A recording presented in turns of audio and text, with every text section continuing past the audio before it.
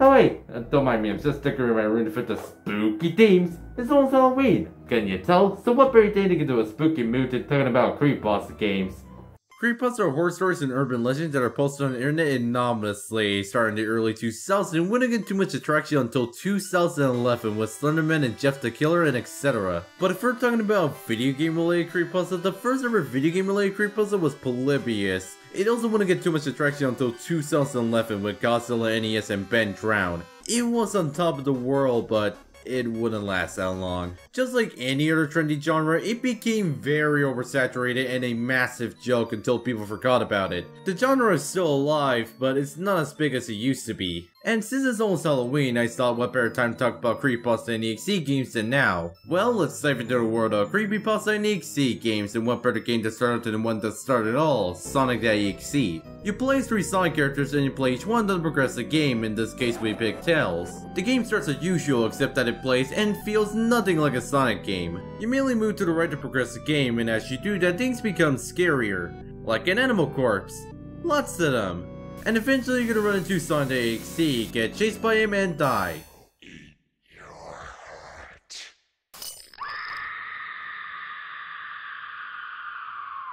You do that 2 more times until a realistic Sonic.EXE will be on the screen saying I am God and switches to the game over screen with an artwork that was probably stolen. The game is incredibly not that scary. Other than 1 or 2 parts of the game, I never felt creeped out or even unhinged. Also, I never find Sonic.EXE scary in any single way. It's just Sonic with black and red eyes with ketchup.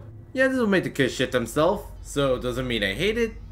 Not really. It was the first creepypasta that was adapted to a video game, and it does a decent job of doing it. Sure, you can make fun of it, but you can't deny this game had a massive impact on the creepypasta games. And I can kind of appreciate that. At least it's not Toy Story.EXE, oh god damn it. Toy Story.EXE is the embodiment to every bad to terrible EXE game. Knowing the game is boring and not scary, but you can also break the laws of physics and get seizure at the same times in 2 in 1. The game follows the same premise as Sonic.EXE. You play as 3 characters, you move to the right, and you die. The standard EXE game experience.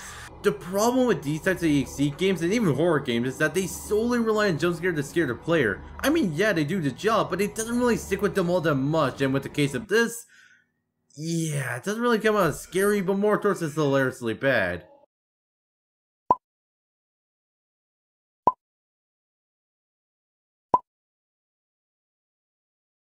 Mouse Relapse, the remake of Mouse the game. It's kind of like an adventure game where you can explore and interact with characters and items, all 2 of them, to get an ending. The first thing that I did was walk to the right, interact with the first thing that I saw, and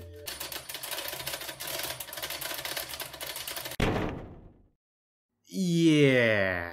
There's also a sanity meter that doesn't change up all that much other than how it looks, with high being fairly normal, medium being similar, with TB stack and text, and with low, whatever else this is. The game is very short, and getting on the ending is really not that hard, and the game lacks a ton of horror elements. As a horror game it flaws, but as an adventure game, it's okay. Next up is Thunder-Tubby's 3. Originally started as a parody of Starting the 8 Pages, it slowly and steadily grows to its own thing. It's also the first game that I felt something called fear. The game starts where everything was normal until BAM! Monster. And now you, the main character, had to go fix it. The game nails the horror aspects pretty well for the most part, especially in the cave. In chapter 1, you can choose to either go to the mountains or the cave. I went for the cave and oh boy I regret that decision. There are 2 main reasons why this particular part scared the piss out of me. Number 1 is on a maze and number 2 something is chasing you. Okay, let's be real. Anything that chases you and wants to kill you is terrifying enough, and add that with the movement limitation of a maze and you can understand why I couldn't beat this one. But the game does have its issue, like in chapter 0 where the immersion breaks with this.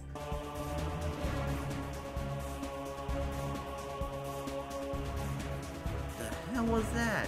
And at the end the game turned into Dark Souls, but until then you got a pretty solid horror game. Mario.EXE, because we needed the Mario one. Just like the other EXE games, you move to the right, something goes wrong, and you move on to the next stage. But the next level plays out like an actual video game. Who would have known that EXE games can have more exciting gameplay than walking to the right? And this is the way to avoid the green mushrooms, which is not that hard. Until I got to this part. You're gonna avoid spikes in this part, and my god is this hard. I kid you not, it took me multiple tries and looking at another person's playthrough to finally pass through it.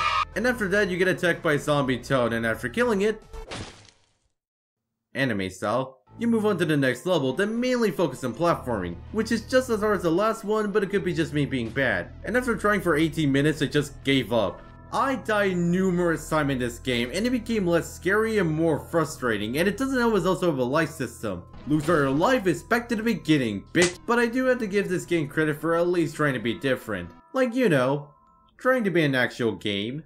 Have you ever wanted to be chased by a tall white man in the middle of the forest? Well, Story.EXE Page Remake is a game for you! It's an early access game on Steam that costs $3 with 3 maps, Classic, Day, and Darkness. The gameplay is mainly similar to the original. You have to find a pigeon while avoiding Slender Man. The more pigeons you collect, the more aggressive it becomes. The gameplay is nearly identical to the original, but a few differences make them separate, like Slender Man behavior. In the original, the main way that Slender Man can get you is either looking directly at him or getting too close to him. But in the remake, Slender Man can sprint at you and he's a little more aggressive. He'll teleport right near you and sometimes sprint at you to get closer, and it's generally terrifying. The game nails the atmosphere pretty well, and being chased by Slender Man is scary, but the game does have its flaws, like the flashlight being useless. Now you might be saying, of course the flashlight's useless, you're playing on a daytime map, you dumbass, you have to use it on the Classic or Darkness map to be useful. Yeah, useful my ass. I can barely see what's ahead of me, and with the original, at least I can see a little further. The game also had the same problem as the original, with lacking replay value and the map being way too open. But it is an early access game and it could be changed later in development, and I can see a lot of potential with this one. Land.EXE. How do you make this scary? Land.EXE is a curry-based EXE game, and it follows the same premise as any other EXE games. Walk to the right, spooky things happen, everyone dies, the end. Okay, problem number 2, they're all the fucking same. There's just no differences or originality. I mean, is this all you can come up with? Really? I'm tired of seeing the same walking simulator over and over again. I mean, the first one can be a little creepy, but after playing a few more, it gets boring real fast. No one is safe. Crash Bandicoot.EXE is another EXE game, but instead of being 2D, it's on 3D. The game starts with a recreation of the original Crash Bandicoot with Wampa Fruits and Aku Aku Mask, and it works decently enough. But after that, it's just turned to a mindless jump scare simulator, and afterwards you get a game over screen with text saying, "Thank you for playing, now you can find your IP address."